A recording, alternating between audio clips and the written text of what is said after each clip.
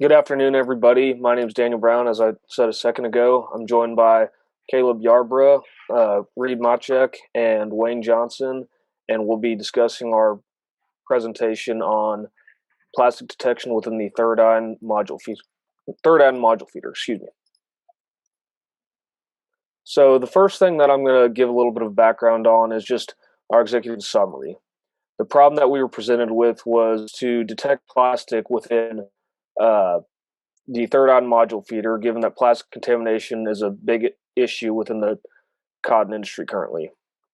The goal was, like I said, was to develop a system to detect this contamination in a third ion module feeder as opposed to other models of module feeders that have been used in the past. Our final solution ended up consisting of 3 cameras and 4 sets of lights and cost approximately $1,000. So next I'll go into our problem description and a little bit of a background with the research that we've done. Pest contamination is a large issue in the cotton industry. As I said earlier, it can cost hundreds of millions of dollars possibly, and depending on the size of the gin, it could cost a small gin up to $600,000 if all of their cotton is contaminated, or a large gin millions of dollars. So obviously the plastic initially enters the ginning process through the module feeder, and then plastic can also end up in the final product or just get caught up in the system at any point, whether it's in the module feeder or the gin stands or any point along that process. In the past, a camera has been mounted in the back of the module feeder to actually look inside and see if any plastic has been caught up within the module feeder. However, with the module feeder in question, the third ion module feeder, we cannot use this particular method. So a little bit of a background. Plastic contamination is not a new issue within the industry. However, it has increased due to the introduction of the John Deere 7760 cotton stripper. This cotton stripper wraps round bales with a thick plastic wrap, which can then be caught up within the system. Sometimes it gets set out on the cotton stalks and they poke up through the plastic, which then ends up actually within the round bale. And along with this, just your standard trash bags, water bottles, whatever it might be within the field can get caught up in the modules as well. So this is an image of the John Deere 7760. As you can see where my mouse is here, it's got that thick yellow wrap around it, and that's been a big problem recently. So the third ion module feeder has 2 rows of spindles, and this is why the past solution of having a camera in the back of the module feeder is not effective in this scenario. Given that it is two rows of spindles, if only one camera is in the back, you won't be able to see anything that's going on with that front row, and therefore we cannot use this particular method as opposed to it being used in the past. It's basically just impossible to see everywhere we need to see by doing this. Similar solutions for plastic detection have been developed, including the Golden Line machine and the ARS color detection system. Both of these systems actually shoot the plastic out and detect it. However, neither one of these solutions was designed to work within a module feeder itself.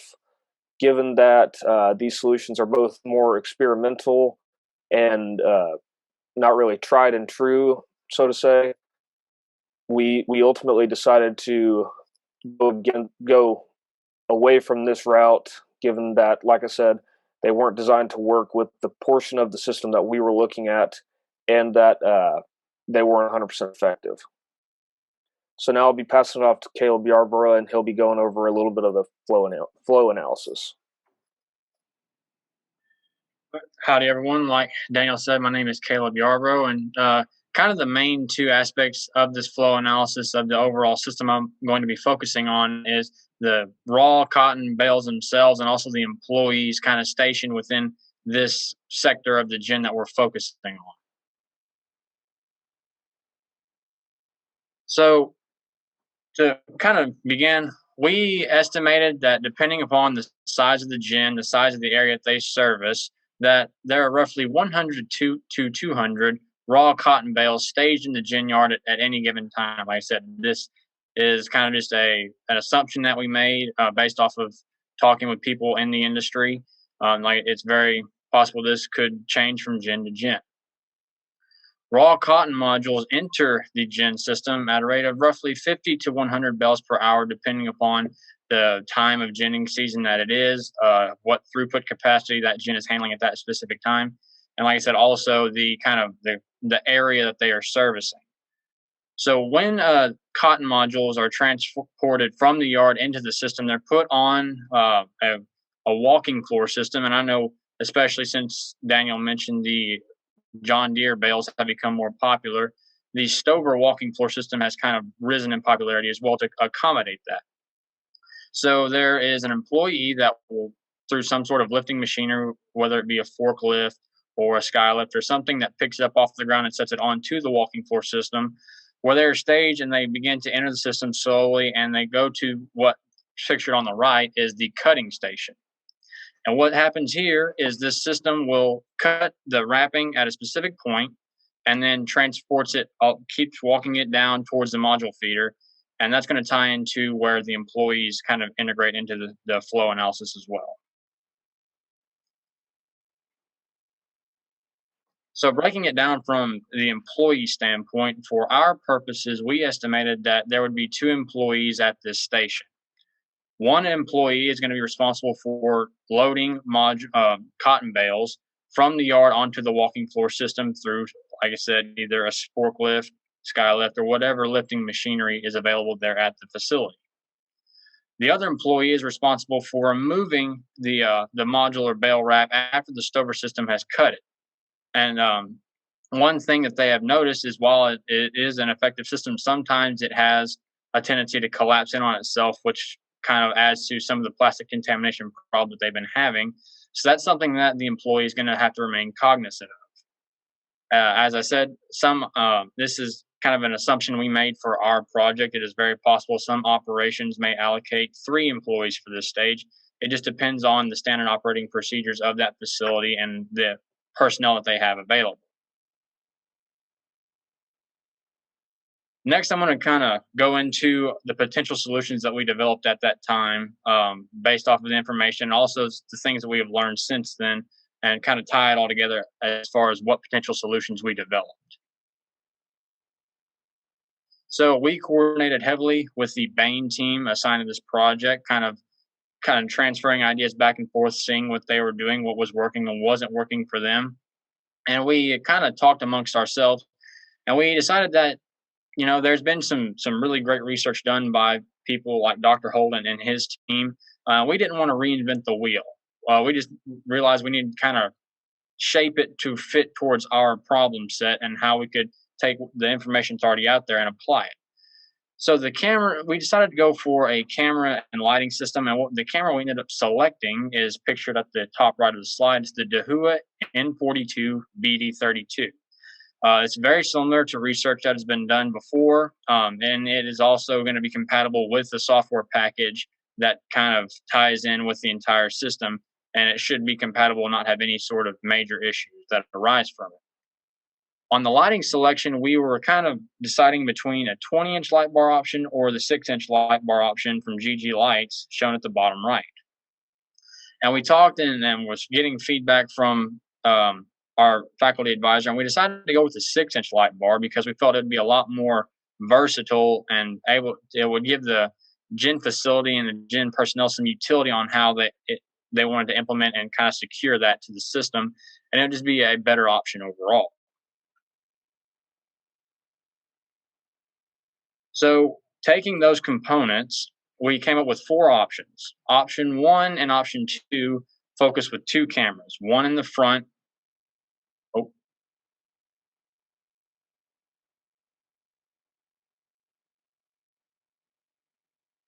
one second.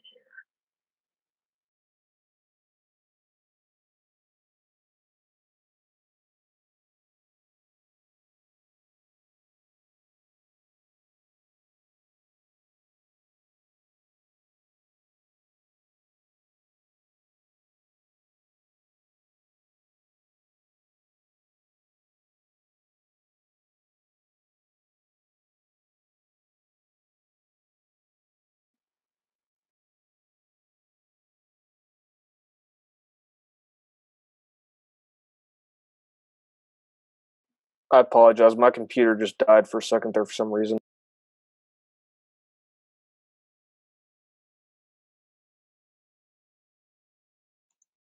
All right. Yeah, just when you get it back to going again, you can keep it going.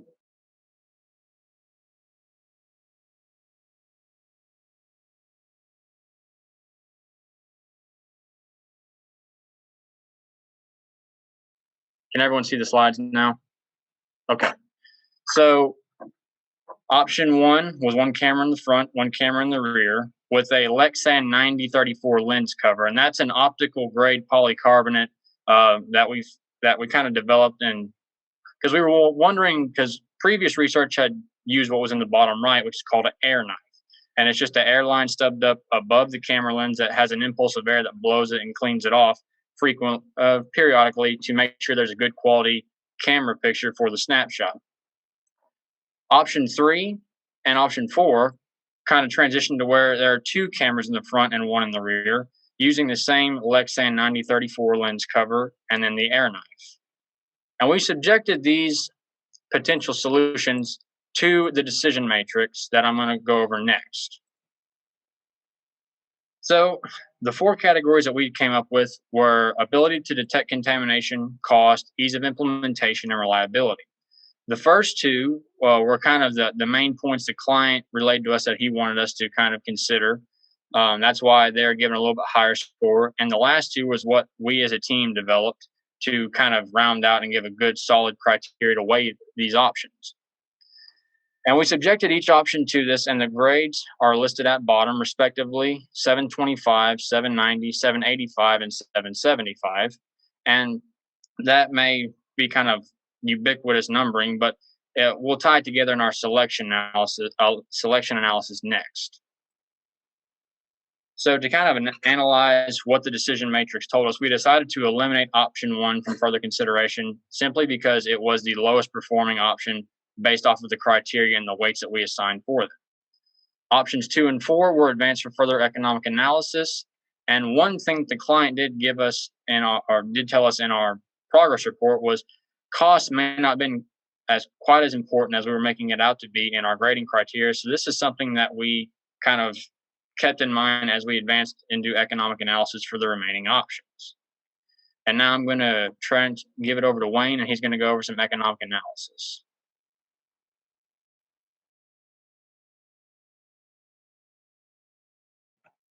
Good afternoon. My name is Wayne Johnson. Like Caleb said, I'll be going over a little bit more about our recommended solution, as well as a little bit of economic analysis about the solution we did finally decide to choose. So first, here are two 2D graphical representations of the solution that we did decide would be best to implement for our client. A brief thing that you might be able to note immediately is that these two drawings lack any type of dimensions. We had been working with the Bain team as well as with the manufacturer of this particular cotton module feeder, and we were unable to obtain schematics for the third on feeder. So this is going to have to operate based mostly on any assumptions and estimations that we can make. So given that this is the best kind of visual representation we could come up with for where the different lighting fixtures as well as the cameras will be placed in relation to the flow of the cotton modules, and the two rows of spindles that are available for this system. So the components that we decided to implement for this solution are going to be 4 of those GG single row light bars that Caleb mentioned, 3 of those Dehua cameras, 2 12x12 sheets of that Lexan, 4 DC volt power transformers, as well as some additional hardware that'll be similar to the hardware used in Dr. Holt's report.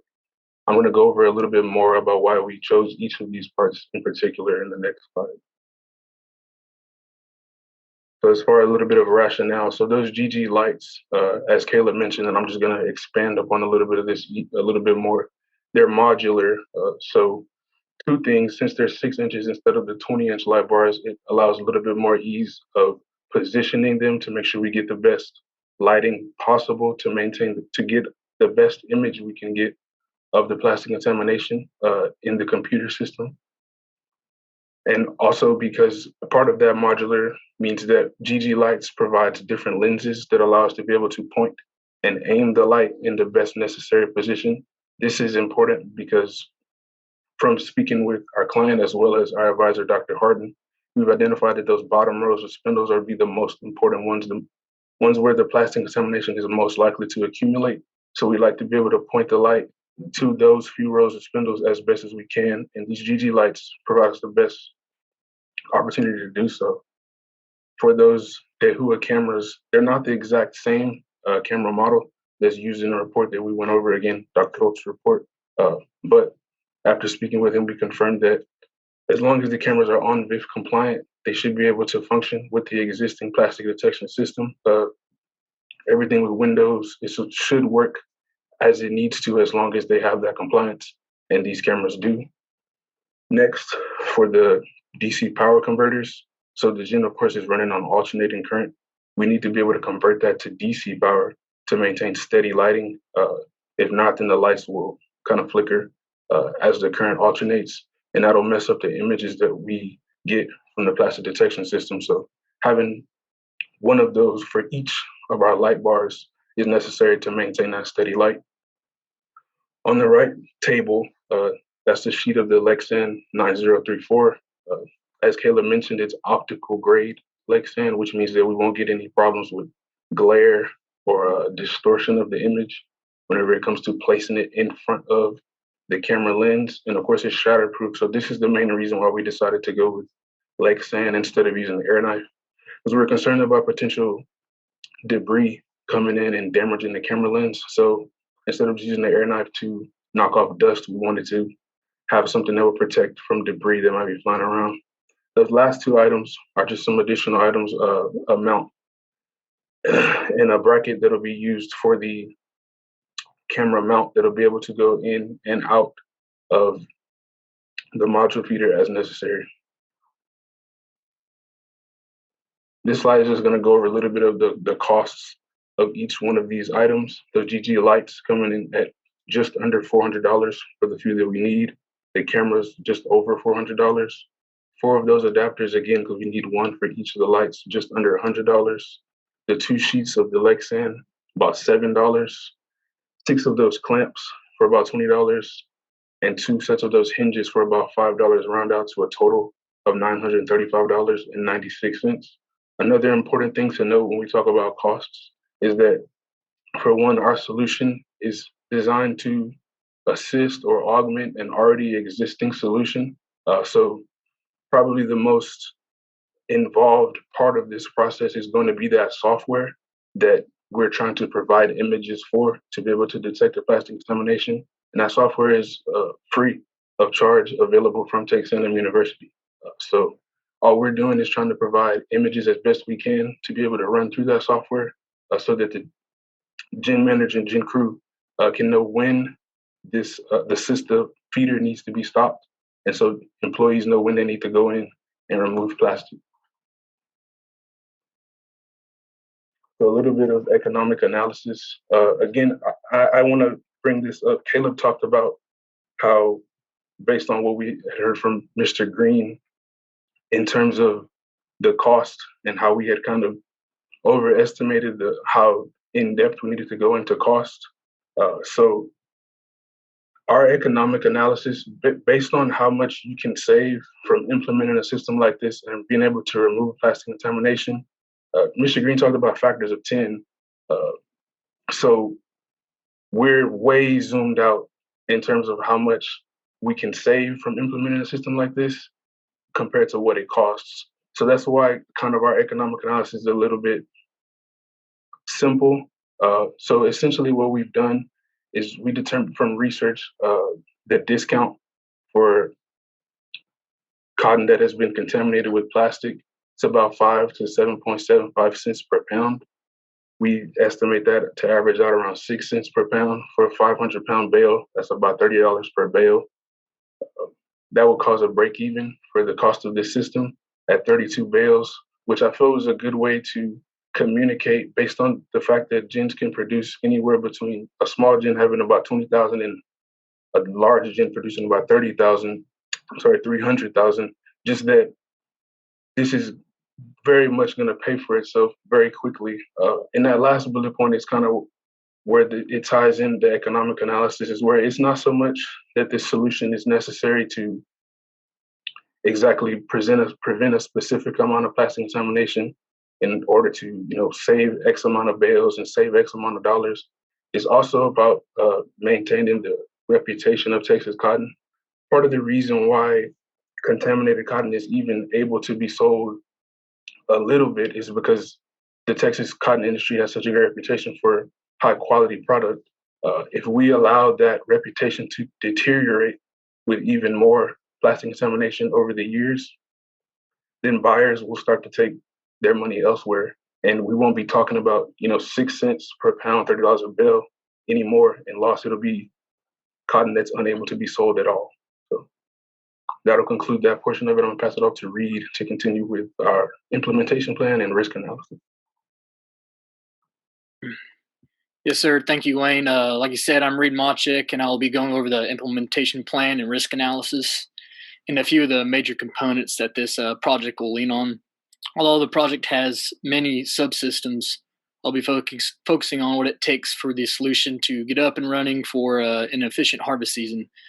So acquiring the appropriate implements to the system is something we believe is important because it obviously brings forward time constraints when talking about placing an order online or running to the store to pick up parts. We found that the 3 DeHua cameras, when bought directly from DeHua, like we recommended, will generally take 5 business days to arrive at location. And we recommended buying straight from DeHua so you can gain their 5-year warranty and you would have the appropriate customer service if the time ever calls. The 4 LED lights were also recommended to be bought directly from GG Lights. And the website says these will typically be shipped the day after the order and will arrive 3 to 5 business days after you place the order. And these are some more components that will take the longest to arrive. So scheduling when to order these is something we found to be significant when putting together an implementation plan. The website, Total Plastics, sells polycarbonate material that meet the specs for our Lexan lens cover. This product normally arrives in about a week, and we had mentioned in other reports that you'll have to cut the Lexan to size when you get it, but we have found they actually offer a pre-cut option for a small charge, so that could be a viable option.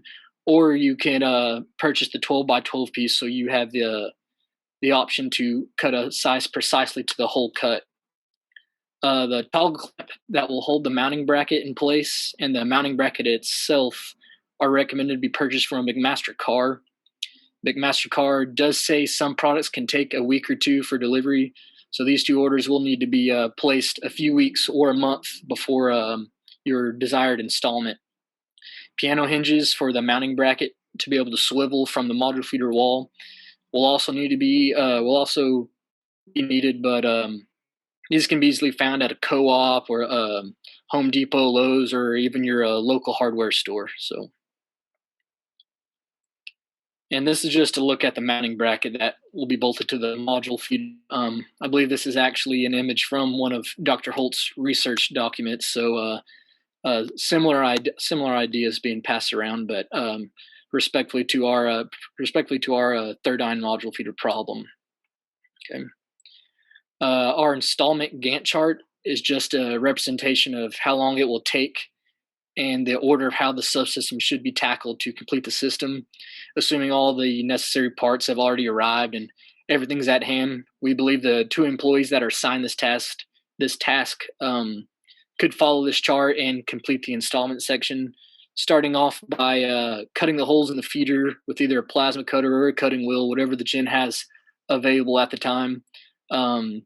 Should begin at the same time as the other worker cuts the Lexan lens to fit. Mounting the rubber grommets and installing power cables should only take half an hour each, so these 2 tasks could be tackled at the same time by each employee. Mounting the swiveling brackets and piano hinges will take a good bit of time, so we believe that both workers should be assigned to this. And finally, we believe it would be advantageous for both employees to be well trained in programming and troubleshooting the system for future problems. Okay.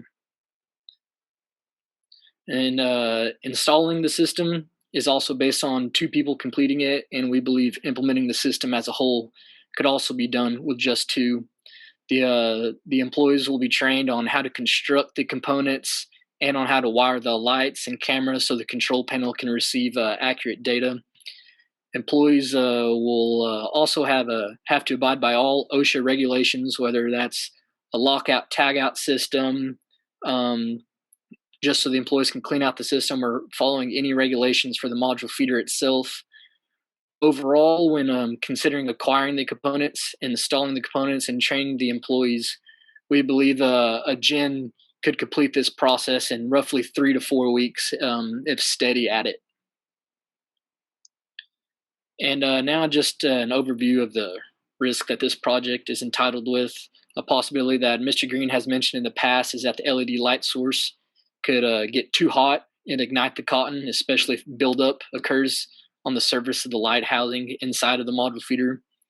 And like Wayne had mentioned, we focused on oily cotton, and it has an auto ignition temperature of 248 degrees Fahrenheit. And the specs for our recommended LED lights from GG Lights says it does not exceed 150 degrees Fahrenheit. So we believe we're safe there. And as far as safety risk, the biggest problem that we see, and most other gens also probably face, is that the employees will have to manually clean out the module feeder from plastic, and this has the potential to be really dangerous. So we recommend that the gen do some sort of lockout tagout operation, or have one employee assigned for shutting down the system for a brief period of time, and that same employee starting it back up when the gen is ready to resume. And finally, images will have to be taken pretty quickly to reduce downtime in between your desired loads of cotton. As long as the feeder doesn't run out of cotton, we are confident that our system has the ability to perform the task and complete our project. So at this time, I will hand it back to Caleb, and he will conclude our presentation for us. All right, thank you, Reed. We just want to give a few final acknowledgments to wrap this presentation up. I want to thank the clients, Mr. Kelly Green and Dr. Greg Colt. Thank you for your inputs throughout this process and for your prompt answers to our questions. You've given us a lot of valuable information that helped us get to this point. Also want to thank our faculty advisor, Dr. Robert Harden. Your meetings with us were very helpful in kind of steering us on the right path of where we needed to go with this project. And finally, like I said, we coordinated heavily with the Bain team. So I want to thank Randall Navarro and his other teammates, because they gave us some really valuable information and were a big help to us. And with that being said, we're opening up for questions from the client. Kelly, you want to go first, or you want me to? Your turn. You go first. All right, I get it. All right, so if we can go back to the slides. Let me see, go back to the beginning here. Let me see, just first of all, while you're working your way back to the top, I once again, I appreciated the thought process and the whole flow through this. I definitely appreciated the communication of the group throughout this. Your group did an excellent job of letting us know where you were and what you were working on, and asking questions. And you did an excellent job. Actually, Colonel, that's one of the best. This group did one of the best jobs of a lot of teams we've worked with these type of problems with before. So I thought you guys did a wonderful job with that. Let's go to the next one. Let me see, where I was. Keep going. That on this, back up there on that. I know it would this is just a technical point, and the only reason I'm bringing this up is because what you're actually proposing. This will be relevant later when I hit another point, but the presentation and what you're doing, it actually has reaches beyond just Texas, and to anybody with a third eye system, and so it can impact across the U.S. That 7760, it was limited. It was out in limited series in 2007, 2008. is when it was actually introduced and sold full scale. I know that's just a nuance on the background. If we can go to the system cost slides. System cost. Yes. Okay. It says 6 clamps at $10.18 each for a total of. I got lost on the math here. Is each clamp $10.18? They are that you're correct. That's incorrect. It should only be 2 clamps. Okay. Yeah, that's incorrect. I'm sorry about that. Okay. Okay. So 2 clamps. I got you. All right. Okay. That explains that. No problem. That's just the 6 is wrong, not the 2. Okay. I mean, not the cost. All right.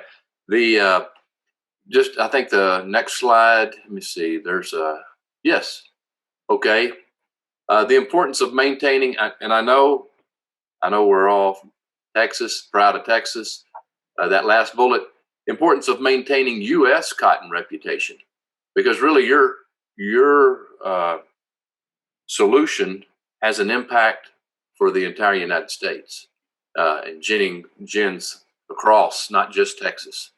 And so it is important for Texas, but it's because we have the most gins in Texas, but it's important for the entire cotton belt, the solution that you're proposing and the impact of anybody that has a third eye system. That's the only things that I had right offhand, but I thought you guys did a very good job, and I do appreciate the economics and thinking through the system. And you're right, it's a no-brainer. I mean, $1,000, even if it was $2,000, that's nothing compared to what you're saving. So very, very good job, guys. Thank you for that, Dr. Holt. Means a lot, sir. You're up, Kelly. I realized my video's off. So yeah, I agree with Dr. Holt completely. You guys did an excellent job of communicating. Both of these teams did just very, very good on keeping the clients up to date and having a good conversation with us. And I think that you see it in the final product. I just had a couple of questions. Help me understand where the hinges and the $10 clamps go, and well, we'll start there. What are we doing with the hinges and the clamps? I can start, and then if any of y'all want to jump in to help explain it. So essentially, that mount image that we have towards the end of the presentation. So what we're wanting to do is have some holes cut out in the side of the feeder, and this bracket is going to mount so that we're able to move the cameras into parallel view, if that makes sense. So they'll hinge this way into the feeder. So this goes kind of into why we only chose to go with the Lexan in front of the camera lens instead of the air knife, because we're not as worried about dust as much as we're worried about debris damaging the camera, because we're wanting to have a system to where the camera isn't in there whenever we're not trying to take an image. So those brackets we're going to use, since the camera that we chose, even though it's not the exact same Dahua camera, has similar dimensions. So we wanted to use a similar bracket to what's already been designed. And so those mounts come from using that bracket. And I'll just add on to what Wayne was saying. So on this image, having that piano hinge on the bottom here, and having those locking brackets they would close over this lip to secure it to the module feeder itself. So this thing could hinge down, and then the camera would be pointed straight up for you to clean it off or something. Yes, sir. Yes, sir. When you were to fold it out of the system, yes, sir. Can you show me where it's at on the side of the feeder? I mean, the image where you had the feeder, showing where these were mounted. That. So the two on the bottom, left and right, those are in front of the rollers, in front of the Yes, spot. sir. Yes, sir. And then the lights are going to be right below the camera and angled up. Yes, sir. And we selected two cameras in the front because we decided that our main focus area was those first 3 or 4 rollers in the first column, because we thought that would have the highest probability of collecting contamination. It's kind of strange looking at it top down, but the lights are actually going to be above. This cameras. is a top view. Yeah, Correct. okay, overhead. They're going to be Yeah, above the camera and then pointed down towards those bottom few rows of the cylinders. So the cameras are sort of pointing down, Yes, sir. Correct. and the lights are pointing down.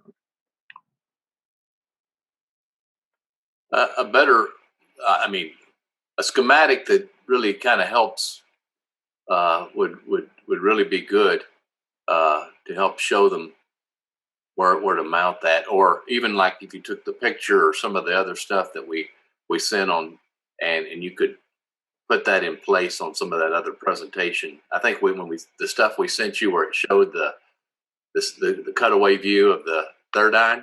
Yes, Right. sir. That it would be helpful to show where that is. Yes, Right. to show where those are. Yeah, right there. That's it. We have some modified versions of this image. We felt that maybe the CAD drawings might be better to include in this presentation. But in previous presentations and in our report, we did submit a modified version of just using this image that you have. So if this is better as an image, we can include that in our final, or maybe as part of an appendix, maybe just to make it easier to see where we're referring to. Okay. Yes, sir. We had, like Wayne said, we did have this image that was edited, but some fellow classmates and we thought a different graph would be clear to them. Obviously, y'all understand it and y'all have a better understanding. So I see what you mean by editing this one. So this one is not showing. I mean, this is just the background. This one is not showing where your cameras are proposed to be right now. Correct. This no, is sir. y'all. No, sir. This is from the one y'all's that you all provided to us. We do have an edited version of this that shows where the cameras are going to be, though. Okay, that would be helpful. Yeah. The purpose of it in this slide was just to show why we can't use the exact same system that's already been developed for the third eye specifically. Okay, gotcha. Sorry, Kelly, I didn't mean to cut off your questions. No, that was exactly where I was headed. Is I think it would be helpful to, if this product is designed for some, the guys in the gym to be able to take this product and install it, they need the instructions on, here's where the hinge goes, here's where the clamp goes, and here's where it goes on the feeder. And I mean, I don't know that you need precise dimensions, but if you want it to, even with the third cylinder down or whatever, basic reference points, I think is what, that would be good. That'll be good to help people know how to install it. Yes, sir. But good job, guys. You guys did a good job. Thank you. I also, I guess, last thing is on the lights. How are you protecting the lights? I see how you're protecting the camera. We didn't develop a protection for the lights. They're pretty durable, because as far as it's my understanding, and my team members can correct me if I'm incorrect, but they're designed to go on like a vehicle, so they're pretty durable, and we felt it wasn't really necessary to develop protection for them. Yeah, Daniel's correct. Those lights are essentially made to go on outside of Jeeps or other off-road vehicles for traveling outdoors. GG Lights has some specs about how durable the lights are, different amounts of force they can withstand. We included those in, I think, 2 progress reports ago. It's just a small detail we decided to omit here, but correct, they should be able to handle any type of debris that's coming at them just fine as they are. GG lights, they are military grade, so that was their spec on it.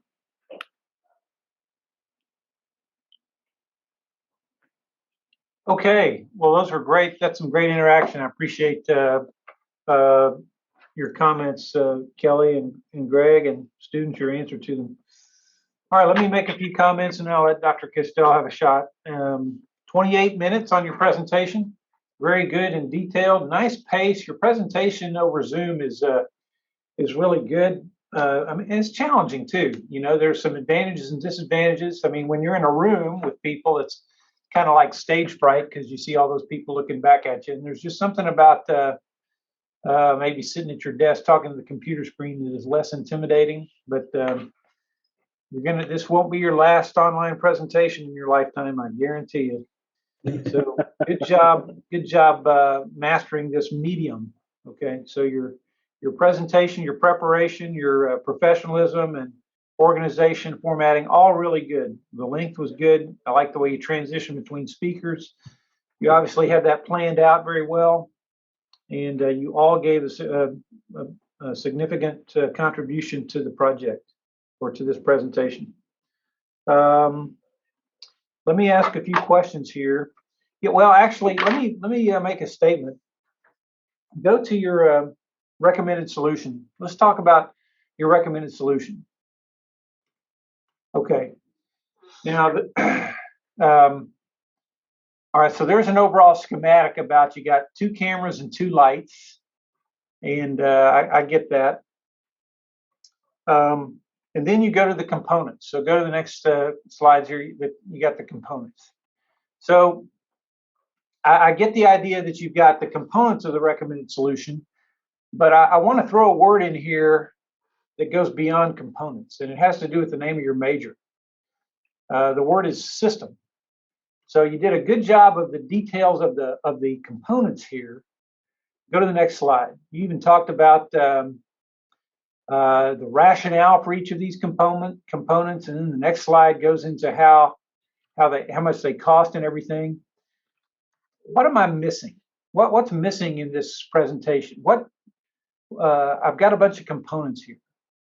The kind of the 30,000 foot view of how this is going to tie in directly with the GEN system, employees, standard operating procedures, and not just the system itself. Yeah. So, and I know this is tough to do because every module feeder is going to be different. But like I see those hinges there, and these clamps and these sheets, and some adapters. My impression here is you're just kind of tossing these components to the client and say, all right, here's a bunch of components. Go figure out how to hook these up. So I'm looking for the systems approach of how these all fit together and are connected. And as soon as I say that, I'm also realizing this may be beyond the scope of what y'all are doing. Now, this actually, you were working with a Bain team on this, right? Was there another team working with this? Yes, sir. Yeah, and you actually acknowledged them in your acknowledgments, didn't you? Yes, sir. That's kind of nice. I've never seen a team do that. That's a good tip of the hat to them too. So, are these some of the items that they are working with, or I mean, do they have this all figured out into a system? They kind of had some similar components in the kind of potential solutions phase, but they went with a different camera system and a different lighting configuration than we did, to my knowledge. Okay. We have some similar things to them, but we were doing our best to not just take things directly from what they've done. But we were able to take a look at reports that they had been submitting, just to make sure that we kind of had the same frame of mind for what we're doing. Yeah. Okay. So, just for example here, these sheets of plastic, they're to protect the cameras, but you don't really describe, where with respect to the cameras they go. And I think you need to address that somehow. Maybe your idea is every GEN needs to figure out how these are going to fit within their module feeder with some certain parameters. For example, how far away from the cameras do the lights need to be? You see what I mean? There needs to be more information about how all these components fit together in a system. Otherwise, the client is going to get a list of components here, and he doesn't know what to do with them.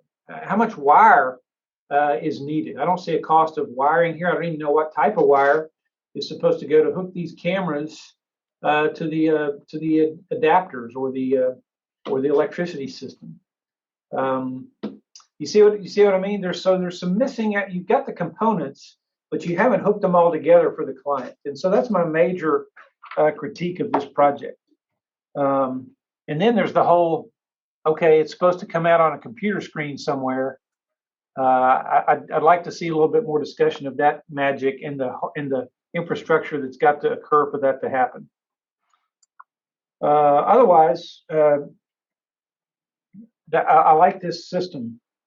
Let's talk about the economic analysis. Wayne, go to your slide with the economic analysis. There was a break-even talk here. Okay, so connect the dots for me here. This is a tough one to do because the gin needs a system to detect plastic, and I think Dr. Holt and Mr. Green would both agree cost is not really an issue here, particularly when you're talking about a system that is going to cost $1,000, $2,000. This is a no-brainer. You don't need to justify it with how much money you're saving, but you've made a good attempt here. You've done something. Losses due to plastic contamination. You've estimated $30 per bale. The next bullet: break even at 32 bales. You know what I had to do during this presentation, Wayne? I had to take off my boots. I had to do the math. I had to figure out why 32 bales. Oh, well, it's $30 per bale, 32 bales, $940. Okay, or whatever the math was. Okay, you made me have to do the math. You should have put that on there. Break even at 32 bales, and then in parentheses $960. Okay, so that would have been easy to do. And of course, then you've got that gins produce a whole lot more bales than that. So just a minor critique there. Go ahead, Kelly. I will say I really like that because that's how our guys think. How many bales did it take me to pay for that thing? And when you say 32 bales, they don't take off their boots. They just go, oh shoot, if we can break even in 32 bales, we're done. So I actually like that. Okay. So yeah, and so in gin parlance, 32 bales, that's eraser dust in terms of budgeting. Okay. So good. Anyway, those are my comments. Great job, guys, in a pretty challenging, very useful, practical project, and I hope the client can use this. So over to you, Dr. Castell. Thank you. I agree with Connor McGee in everything. And your clients, I had the same questions as Mr. Kelly about the location of the cameras and the lights. That's the only comment I really have about your presentation.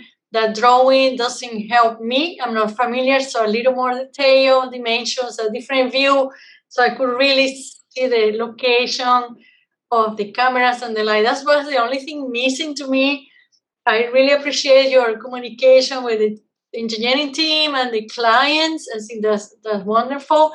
Overall, this is an excellent team since the beginning, and you have done an excellent job today with your presentation. So I only have good things to say to you about that, except me and dimensions in the drawings. Otherwise, excellent. All of you contributed equally.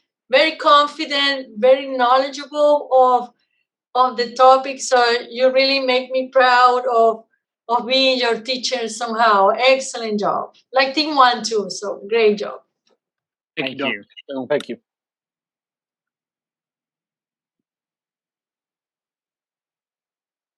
You're muted, Russell. Any other comments? I don't know if I did want to say something. And this not particularly this team. I wanted to say, Russell, for the Act Systems guys are kicking the engineers' butts in communicating. They're actually you guys do both of these teams did an excellent job and Kelly has talked about this, communicating with us throughout. In other words, it wasn't one of these, oh, here's the assignment, what are y'all doing? We knew what was going on throughout the entire process.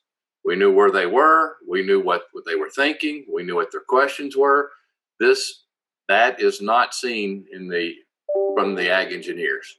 I'm not throwing stones or anything else. I'm just saying it's truly a professional approach to, we're not just students taking a class trying to get a grade.